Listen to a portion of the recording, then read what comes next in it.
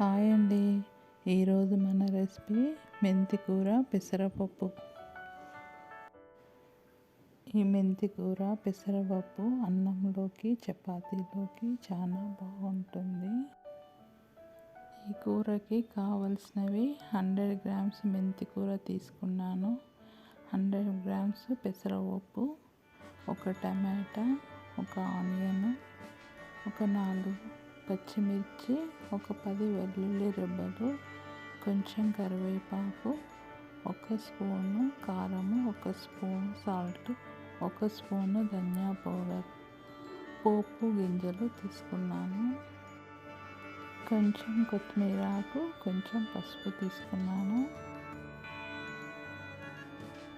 ముందుగా మనం పెసరపప్పుని కడుక్కొని పెట్టుకోవాలి.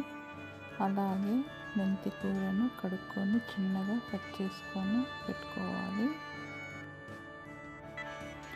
ఒక కడాయి తీసుకొని 3 టేబుల్ స్పూన్ల ఆయిల్ వేసుకోవాలి.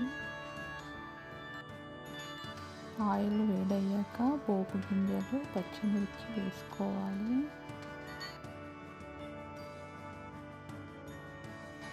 నా ఛానల్ని సబ్స్క్రైబ్ చేయండి ప్లీజ్. ఇవి కొంచెం ఫ్రై అయ్యాక ఆనియన్ వేసుకోవాలి.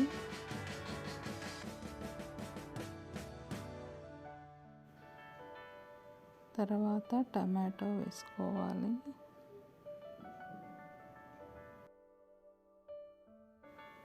ఇప్పుడు దంచుకొని వేసుకోవాలి వెల్లుల్లి రెబ్బలు.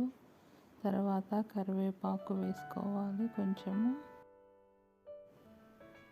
ఒక్కసారి అన్నీ కలుపుకోవాలి.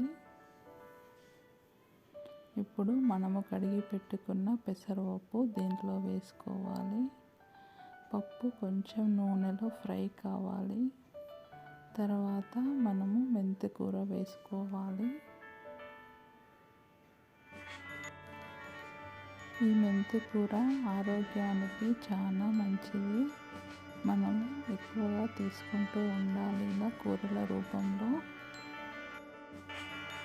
ఇవన్నీ నూనెలో ఫ్రై అయ్యాక మనం తగినన్ని నీళ్లు పోసుకోవాలి.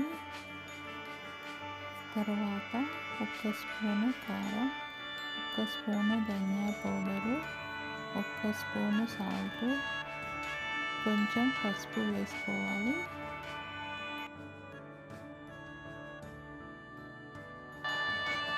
ఇవన్నీ వేసుకున్నాక ఒక్కసారి కలుపుకొని మూత పెట్టుకోవాలి.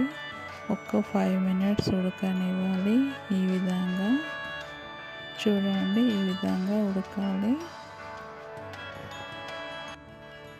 కొంచెం కొత్తిమీర వేసుకోవాలి. ఈ పెసరపప్పు మరీ మెత్తగా ఉడకనివ్వద్దు, పలుకుగా ఉంటేనే బాగుంటుంది టేస్టీగా. Thank you.